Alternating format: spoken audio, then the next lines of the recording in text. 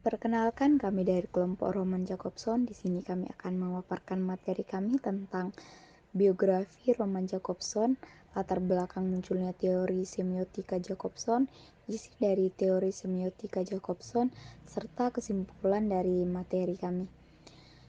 Namun sebelum itu kami akan memperkenalkan anggota kelompok kami terlebih dahulu. Yang pertama ada Putri Mutia Indah Radharini dengan NIM 221401677. Yang kedua ada Dwi Oktaviani dengan NIM 221401680. Yang ketiga saya sendiri Anggriani Likusanda dengan NIM 22140161103. Dan yang terakhir ada Nandita Yufika Belo dengan NIM 22140161104. Materi yang pertama yaitu biografi Roman Jacobson. Biografi Roman Jacobson.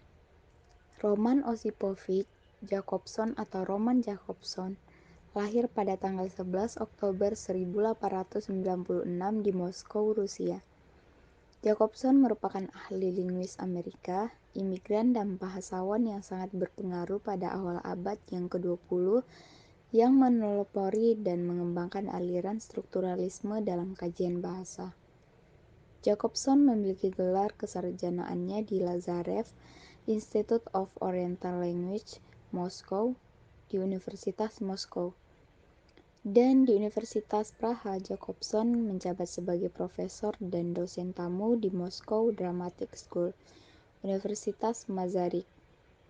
Pemikiran mengenal linguistik dapat disampaikan dalam bukunya yaitu Sagi di Linguistika General, Linguistika Poetica, dan lain sebagainya. Jacobson wafat atau tutup usia pada tahun 1982. Selanjutnya yaitu bagaimana latar belakang munculnya teori semiotika Jacobson. Awalnya Jacobson mulai tertarik untuk mendalami lebih jauh mengenai aspek terluar dari suatu bahasa yang berupa seni-seni bicara untuk mengungkap ranah semiotika, budaya, dan seni yang lebih luas. Kemudian Jacobson berkontribusi bagi semiotika terapan dengan tulisannya tentang musik, lukisan, film, teater, dan folklore. Jacobson juga berkontribusi pada masalah-masalah utama semiotika yaitu konsep tanda, sistem kode, struktur, fungsi, komunikasi, dan sejarah semiotika. Menurut Jacobson, subjek kajian semiotika merupakan komunikasi pada pesan verbal, yaitu mengkaji komunikasi baik pesan verbal maupun nonverbal. Berikutnya, adapun teori semiotika Jacobson. Pada teorinya, Roman Jacobson mengungkapkan bahwa makna terletak pada penanda dan bukan pada petanda. Kemudian, pada teorinya juga Jacobson berupa kode dan pesan. Menurutnya, dalam setiap komunikasi, pengirim mengirimkan sebuah pesan kepada penerima. Pesan itu menggunakan kode.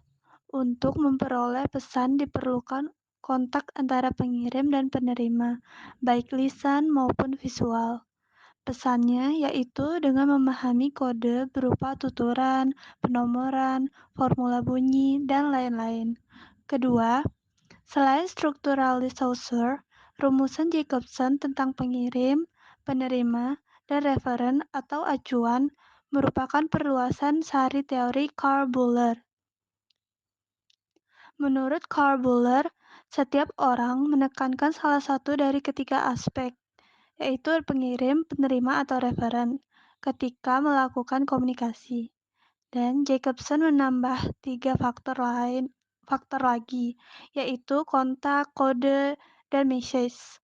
Secara general, keenam faktor bahasa Roman Jacobson adalah yang pertama, faktor pengirim, yaitu seseorang yang berusaha menyampaikan gagasan. Yang kedua, faktor penerima, yaitu penerima baik pembaca atau pendengar khalayak sebagai objek yang dituju. Ketiga, faktor konteks, yaitu faktor untuk dapat memahami amanat yang diberikan. Yang keempat itu faktor message atau amanat, yaitu amanat yang harus dapat tersampai kepada target. Target berupa penerima. Selanjutnya faktor kontak, yaitu untuk memahami pembicaraan, maka penyampai pesan harus menghubungkan ujaran dengan yang diminatinya. Yang terakhir ada faktor kode, yaitu penerima pesan atau target yang harus memahami sistem atau bentuk ujaran dari pengirim.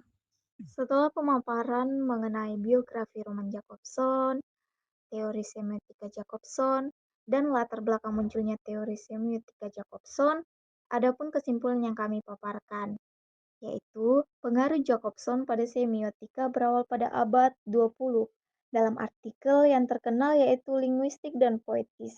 Ia menerangkan adanya fungsi bahasa yang berbeda yang merupakan faktor pembentuk dalam setiap jenis komunikasi verbal. Lebih jelasnya yaitu address atau pengirim mengirimi suatu message atau pesan kepada seorang address yaitu yang dikirimi. Agar operatif, pesan tersebut memerlukan konteks sehingga dapat dipahami dan dapat diverbalisasikan ke dalam suatu kode secara penuh atau paling tidak sebagian bagi pengirim dan yang dikirimi, dan akhirnya membentuk suatu kontak antara pengirim dan dikirimi, memungkinkan keduanya memasuki atau berada dalam komunikasi. Sekian presentasi dari kelompok kami. Jika ada kesalahan kata, mohon dimaafkan. Terima kasih.